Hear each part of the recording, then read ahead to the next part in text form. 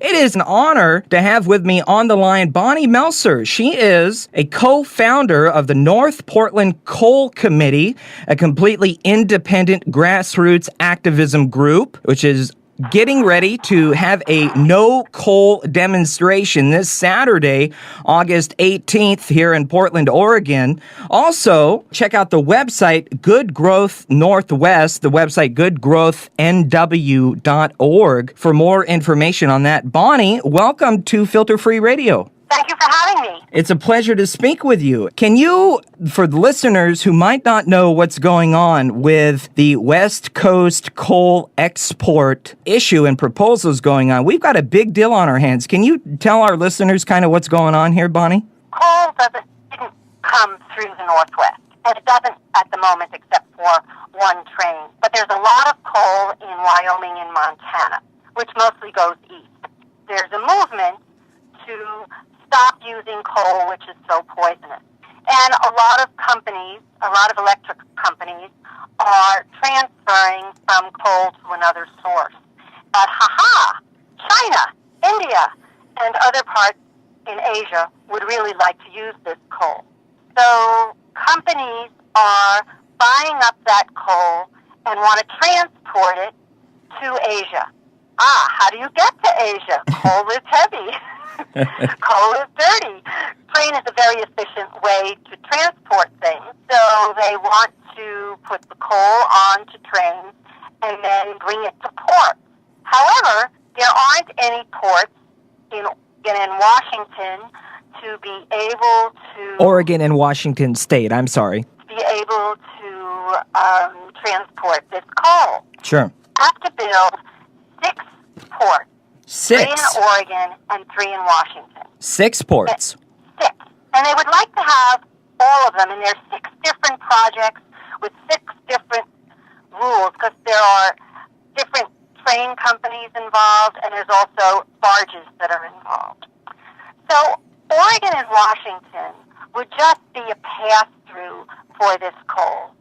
And you might say to yourself, so what? Well, here's the so what. Coal is dirty. Coal can spontaneously combust if it's in covered containers. There are some kinds of covered containers which could ameliorate this issue. However, it's very expensive and there's still issues with it. There's also coal loss at 1 pound per mile per coal car. And you still say, so what? How much could that be? Well, there are 125-ish. Maybe it's 120, maybe it's 150, depending on which particular route and at which particular time. Sure. That's a lot of coal that is lost in our soil, in our water, and in our air. And now let's look at it. It's not just one train a day. It's many trains a day. Many trains.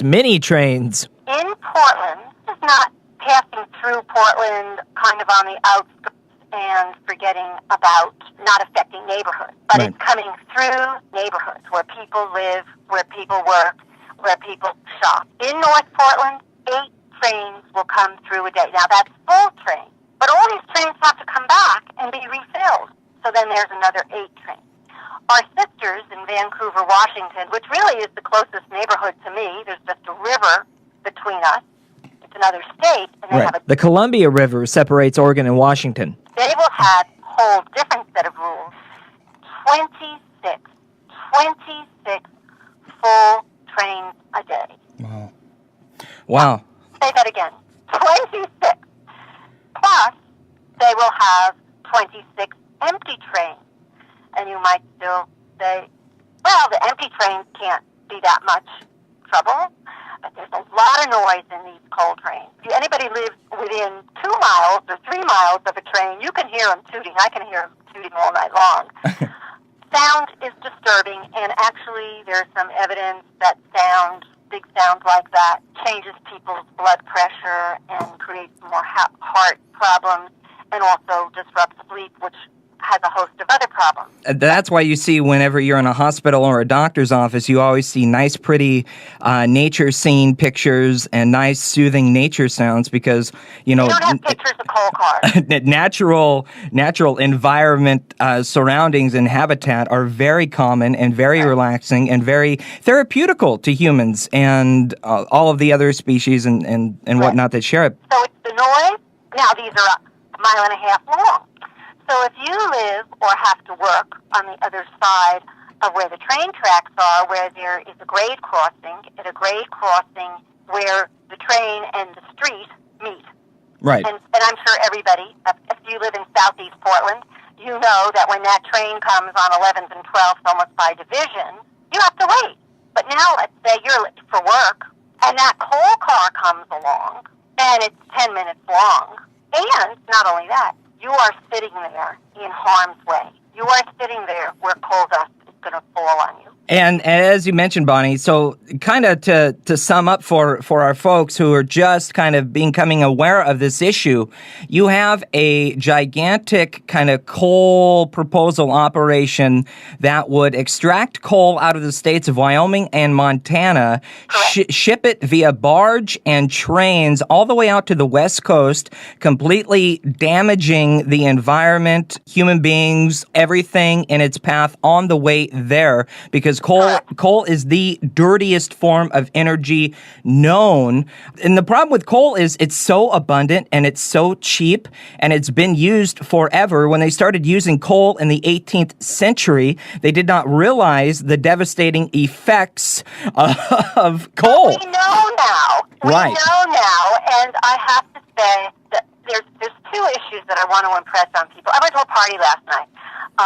And I talked coal to people. And they said, oh, yeah, we know about it. And then I said, did you know it's coming through your neighborhood? No. So I whip out my map and say, oh, you live in Southeast? Look, it's right here. Yeah, let me mention for our folks, you have a really well organized map on your website, goodgrowthnw.org, and also on the North Portland Coal Committee Facebook page. There's a brilliant map of the Portland metropolitan area, including Vancouver, St. John's, Troutdale, downtown Portland, Milwaukee, the airport. And you see all of these 6 different proposed lines that completely dissect and go through the entire Portland metro area, not to mention all the way from Montana and Wyoming to the West Coast for export overseas. The entire Portland, and I live in Southeast Portland. That's where I'm speaking to you from right now. This is a big deal. And I've been talking with a couple of my friends and neighbors. Some of the folks here don't even know this is going on. Most don't, and the press, there are a few very good articles in the Oregonian. Yeah, folks really need to check out both of our Facebook pages where we've posted a lot of great information about this. Facebook.com/North Portland Coal Committee and Facebook.com/Filter-Free Radio. But the press doesn't. They talk about the big issues. They talk about the ports. They talk about the few jobs that might happen. They talk about the degradation. But, unless it comes home to most people who are really busy, and you can say, if your kid is going to be outside playing with a mask on, yeah, because you don't want your kid to breathe it, there are apartments that go right up to the cut. And actually, some of your listeners in Portland have gone on the Peninsula Crossing Trail, which is a trail bought by Metro Regional Government. They've been buying up land to make beautiful paths so people can use their bicycles for both transportation and for pleasure. And they bought up land. They bought it from the railroad company, which is right adjacent to the St. John's Cut, where 6 full trains and 6 empty trains will go. Well, I walk this path with my husband. I walk it with my girlfriend. Nobody's gonna want to walk there. And Metro spent a lot of money. They put a nice path so bicycle riders don't, have to go on a bad path. It's actually been paved. It's very comfortable. It's great for old people. We see a lot of people with their families, with little kids with tricycles. They're not going to want to have 10 minutes of horrific noise, coal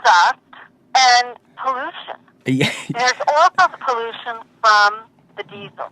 And diesel's more insidious because it goes further. That diesel fumes can go 30 miles. We know from when the mountain blew in 1981, Mount St. Helens. Mount St. Helens, that volcano dust traveled around the world, and people were getting that dust from everywhere. We also know, very recently, a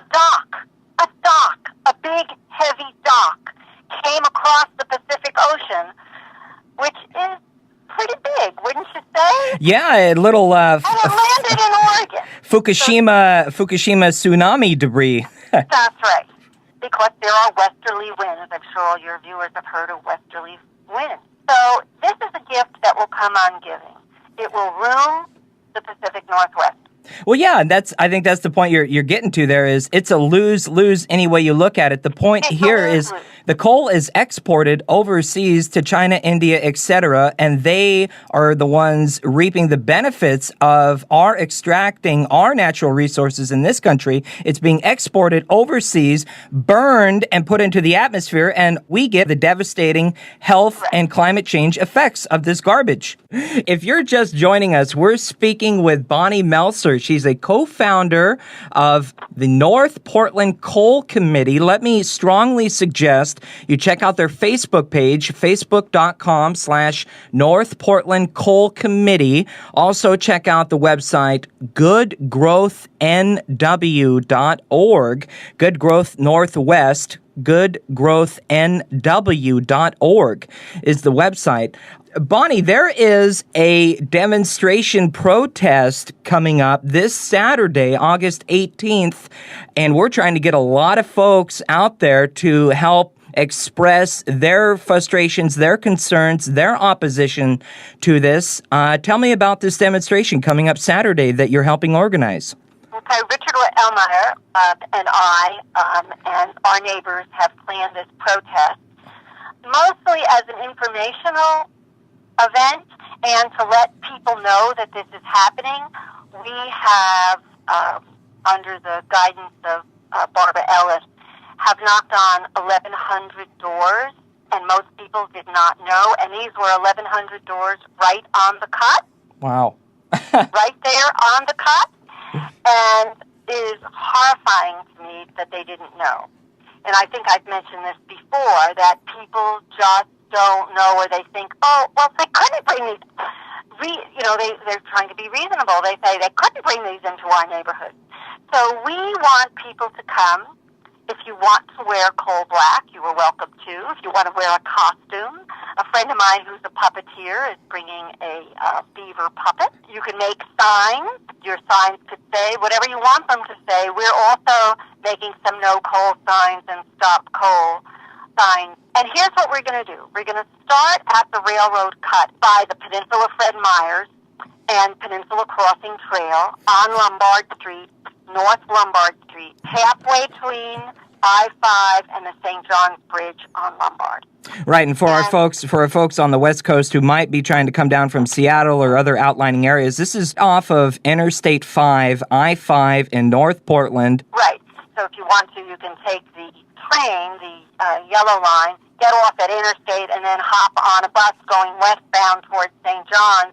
It's about 2 miles. It's going to be right near the Fred Meyers on North Ida and North Gilbert, North Lombard Street. They're at the St. John's Railroad cut. This is not a big plaza. This is a street. And so we will be on the street, and we're going to be kind of single file. We're not going to move. We're not going to march.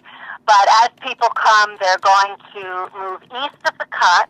And we would like that to be a nice long ribbon that goes from the railroad cut, where there'll be 12 trains a day, 6 full, toward the railroad tunnel, which is all less than a mile away. And I don't think we'll have enough people. I mean, I would love it if we had enough people to go across that whole mile. But we're going to move. We're going to try. We're going to move toward that direction. And people will stand, and there'll be a lot of traffic that day. Saturday is a busy day for North Lombard. We're going to have signs. You can make your own sign. We're going to have black balloons.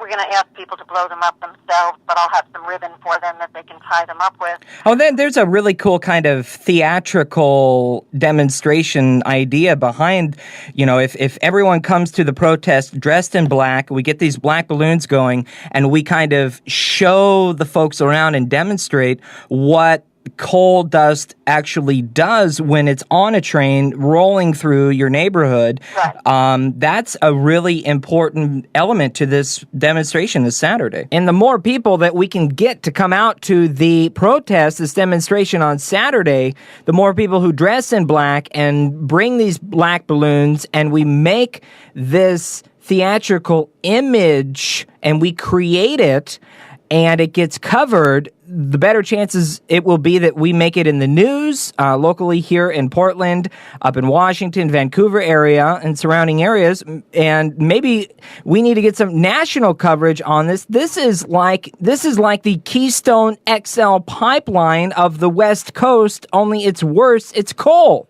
We want to alert the press too. And if we're just a bunch of boring people standing there, first of all, nobody will know what we're doing. It's very important to have signs that let people who are going past say, why are they saying no coal? One of my friends actually made this wonderful sign that said, I'd rather be breathing, and she borrowed my little mask, and she wears, I don't know if she's too hot on next Saturday. All are really welcome. Important. If you want to wear a costume, wear a costume. That is how you get noticed. And you're right, there is a theatrical element, but I also want to show our leaders, and there'll be some leaders here. We want our leaders to come. Jefferson Smith will be there because he's very anti-coal coming through our town. I believe Charlie Hales is going to be there. They're running against each other. This is the hottest issue that is, and no pun intended, that is going to hit Portland. I'm curious as to, maybe to the folks who are listening, any suggestions on what they may be able to do or what more can be done to stop coal? Call and write your local officials. Any thoughts on that? Yes, write the president. The president. Yeah, President Obama, they have a campaign ad out right now that's basically pro-coal. Here locally in the Northwest and Oregon State, Washington State, I know Oregon Senator Jeff Merkley, Democrat, would be a good person to express your concerns to. Put out a statement. It's not particularly strong, but at least it's in the right direction. There's a big meeting that being put together at Wyden's office. Senator Ron Wyden of Oregon. Yes, I was at Senator Merkley's office. Actually, Richard and I were the presenters. North Portland Coal Committee were the presenters at that, which was also a Credo event. But everybody has to get involved. Yes. From Metro, from your city government. The city of Vancouver is way ahead of Portland. They're in much more dire straits. Yeah. But when I went to an art event in Vancouver, everybody I talked to knew about it, because when the city council said we are putting a no coal proposition together, then people listen and the media listens, and so the news gets disseminated. That hasn't happened yet in Portland. I believe they're going to do something in September. And you have to go back and remember that these are 6 different ports with 6 different proposals. So those proposals are very scary in a way, because they're so convoluted. Who says yes to what? The Army Corps of Engineers, right to the Army Corps of Engineers. Go to Sierra Club. They have a whole list. Write to all your friends. Write to your relatives. Sorry, a plane. Oh, hey, at least it's not a coal train, right? Oh, no, at least it wasn't a coal train. Well, it's actually a good time to take a quick break. Coming up here on the bottom of the hour, you are listening to Bonnie Meltzer, the co-founder of North Portland Coal Committee, here on Filter Free Radio, trying to get everyone in the Portland, Oregon area, Seattle, Washington, anyone on the Columbia River, to come out this Saturday, August 18th in North Portland to the No Coal demonstration. Find more information online at goodgrowth FFRNW.org.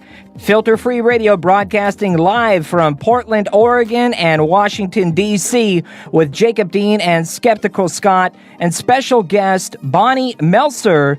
We'll be back in just a second on FilterFreeRadio.com, the home of Nicole Sandler, RadioOrNot.com, and ProgressiveBlendRadio.com. Don't go anywhere.